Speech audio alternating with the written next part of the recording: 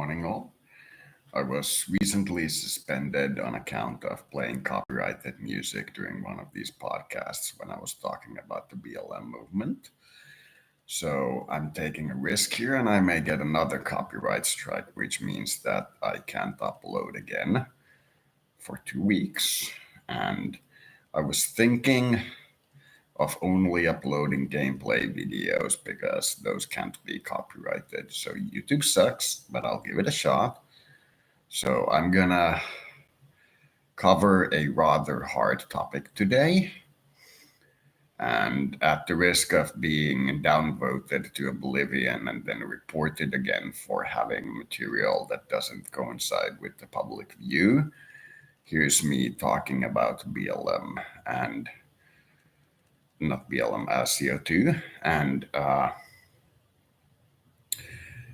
I'm going to have to try to switch back to this chat window or view window or whatever you want to call it regularly to not get suspended. I'd have to do it like every 3 minutes, which is just downright insane.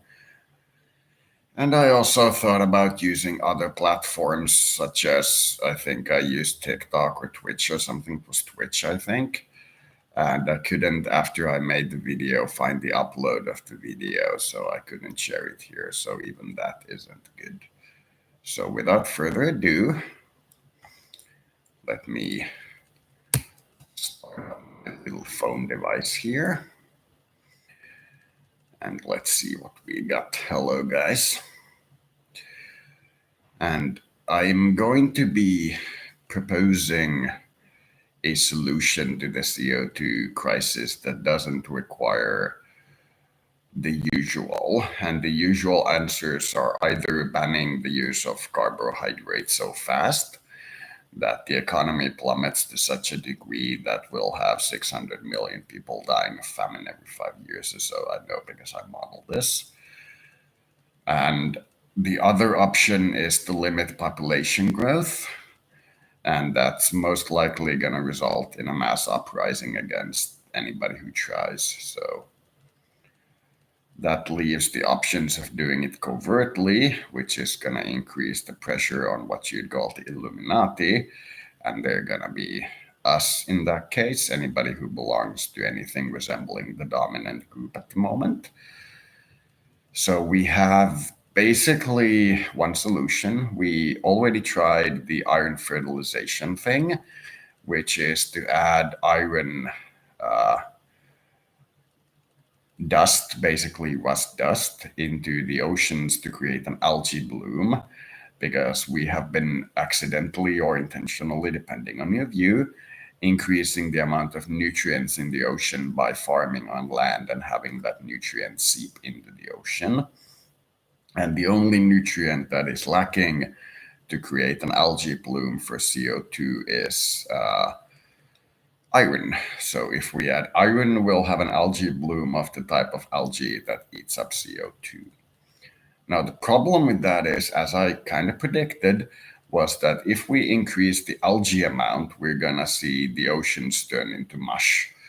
And while it's not going to happen everywhere universally, you will see pockets of dead ocean based on currents where the currents drive the nutrients in the right amount to the right amount of bay areas. You will see fish deaths and you will see the ecosystem of the region collapse and the ocean turn into an algae mush.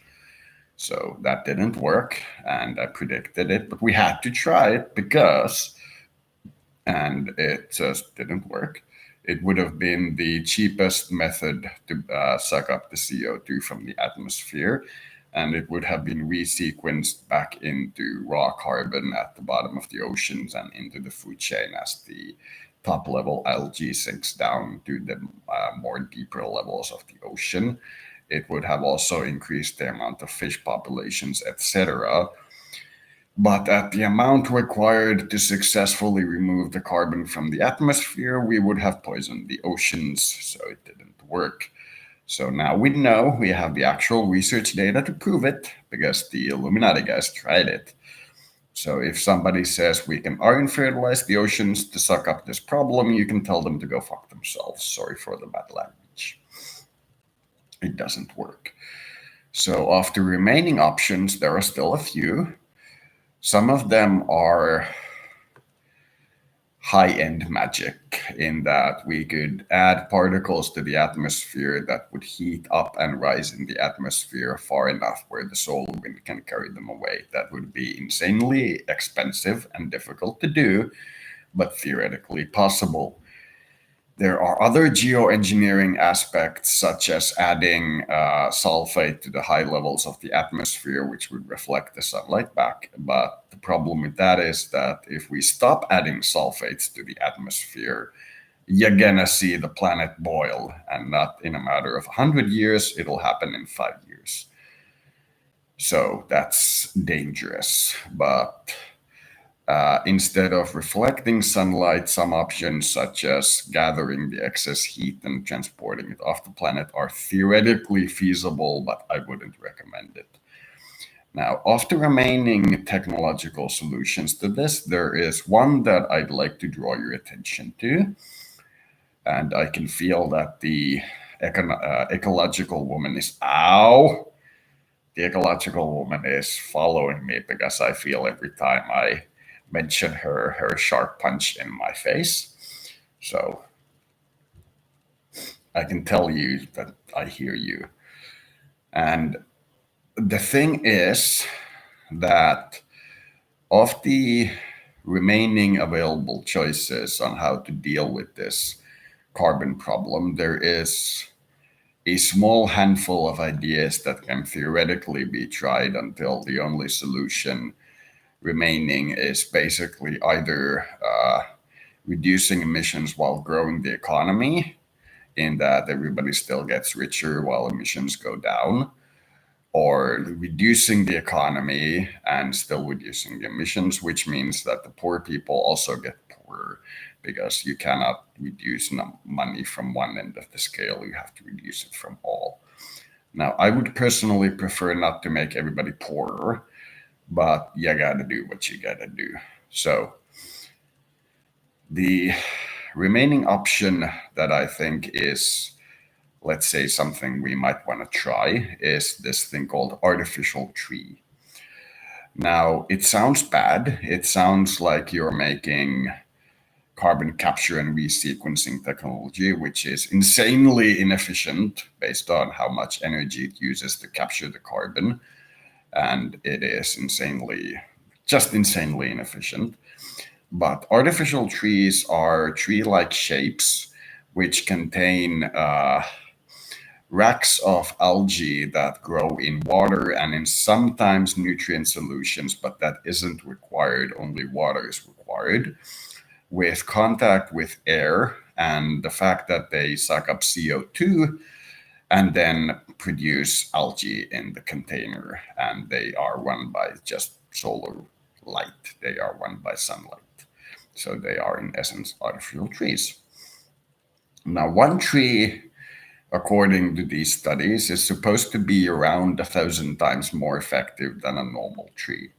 So if we have 60-ish million square kilometers of forest, and if we want to double that, we'll need 66,000 square kilometers of artificial trees. Now, that sounds like an insane amount, but considering how much urban space we have and the ability to put these artificial trees in places where you do not require topsoil, for example, means that we can probably do this change by just changing the urban landscape a little bit. We don't have to go all out, unlike with, for example, solar panels, but we can still say that we require a sizable amount of artificial trees. Now, this hasn't been tried yet, not even by this Illuminati group, but we are approaching the point where we might want to try it.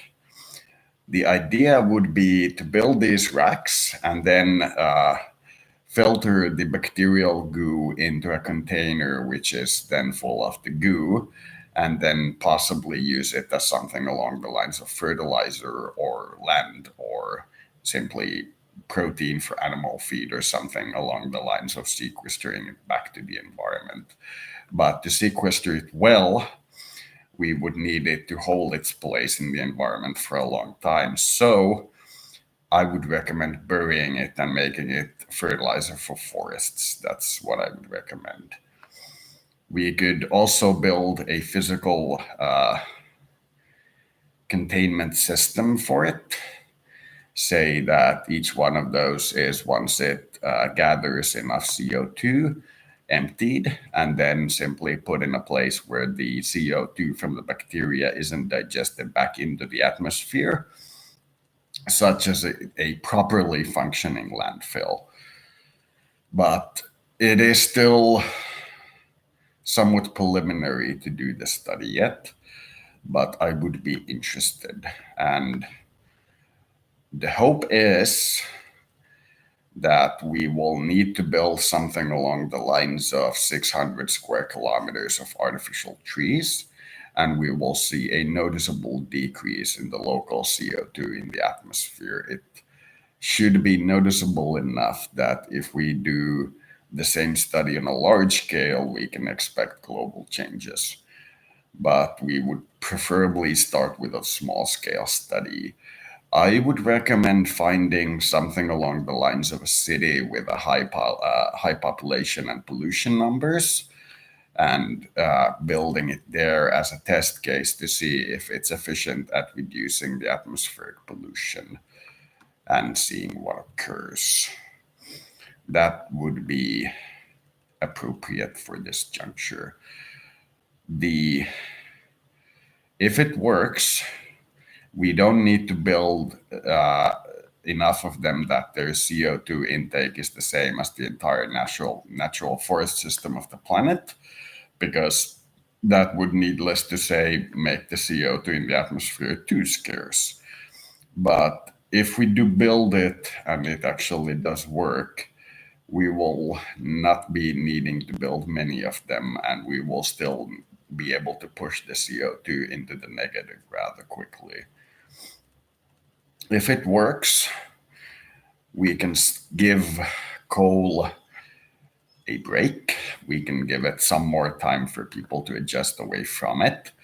We won't have solved all of the coal's issues, because if we do continue the use of coal and other hydrocarbons at large scales, we will, after we solve the CO2 problem, we will run into the acidification of the atmosphere through, I believe it was too high numbers of, it wasn't nitrogen, but it could be nitric acid or something along those lines, which are byproducts of carbon use or hydrocarbon use. Now, I'm thinking, based on what I'm seeing, in the astral, in these tools, in the conversations I have and so forth, that we can do a preliminary test within perhaps a year or two. That seems likely. Construction of them, once we have the prototype that actually works and is cheap to mass produce, won't take long. It'll be easily doable by even the cheapest, poorest countries. But on the grand scale of things, to get it from a simple poor country trying it to the rich country adopting it is too difficult. We need a moderate world power such as India, perhaps Spain, and we would prefer it if this one didn't land on the Illuminati, meaning that we need to do this with the shadow government. We would prefer it if somebody on one of those super rich countries, say Sweden, Germany, United States, Canada, Japan, South Korea, Australia, somebody with a lot of money, went ahead and did it publicly and reported that they are trying it. They can advertise it as a new form of carbon capture and resequencing technology to get easier through the passages that we are seeing here. If they simply say artificial trees, I'm sure the Greens will absolutely lose their shit, because they think we are about to replace trees, which couldn't be further from the truth. And there are still some issues that need to be solved. We need to calculate what to do with the end mass. We need to calculate if we make it into concrete, how long until it's back in the atmosphere. If we give it to animal food, how long until it's back in the atmosphere, and so on. There's a lot of math to do here so that we don't just shoot in the dark. But within 3 years, I would give it 98 perhaps percent chance of being tried out. It it would be low to, in my opinion, say 95% of 3 years. This seems more urgent than that. It seems highly urgent in this case. If it works, I recommend we continue building wind and we continue building solar and so forth at the rate that they're being built. Mostly because at the rate they're being built because they're more energy efficient. But there are some things which we at that point can have a discussion about, such as can we allow the poor countries to use coal, especially when they have large stockpiles of coal in their country, and we can debate some things. But if it works, it will be in a way, hollow victory because people will not change their manners to be better, but rather give a time bonus or a time easing. They will have more time until they reach the wall, but they will still reach the wall. And generally speaking, from my religious point of view, the only thing we can do is guarantee people more time before they fuck up. They will eventually fuck up. There will be a mistake that will kill us all, but with luck, we can purchase enough time that it doesn't hit us until we as a species are ready to go anyway, in hypothetical reality. Now, if this artificial tree plan actually works, we might see something along the lines of in 5 years, we'll start to see a decrease in the CO2 emissions, because if we do it as a shadow project and simply leapfrog this entire natural order, we will get some arched eyebrows, which is why I would prefer it if somebody who is rich enough to try were to actually try. So that's that. And with luck, it won't be as bad as we think. I'm still, due to my strong environmental tendencies, in the camp that this is pretty bad, but it may not be as bad as we think. It'll still take decades, possibly even centuries, for things like the temperature to resettle. But if this works and we notice that the CO2 production is going down somewhat more than what we would expect by a largish margin, then we can say that we have solved this. And then the next problem is to make it public. But for now, this is what we are hoping for. If after we start this experiment, we see reports that coincide with what can be expected to happen in the negative from this, such as, it's hard to say, but such as overabundance of carbon fertilizers, for example, or something along these lines. Or it's hard to say, but when you do see it, you will realize that it's basically us. Then we may need to reconsider or even cancel this project. But it seems like there's nothing on the horizon that warrants it being canceled if we start it. But there's always the possibility. You cannot say for sure that it doesn't exist. So that is perhaps the gist of it. After we have tried the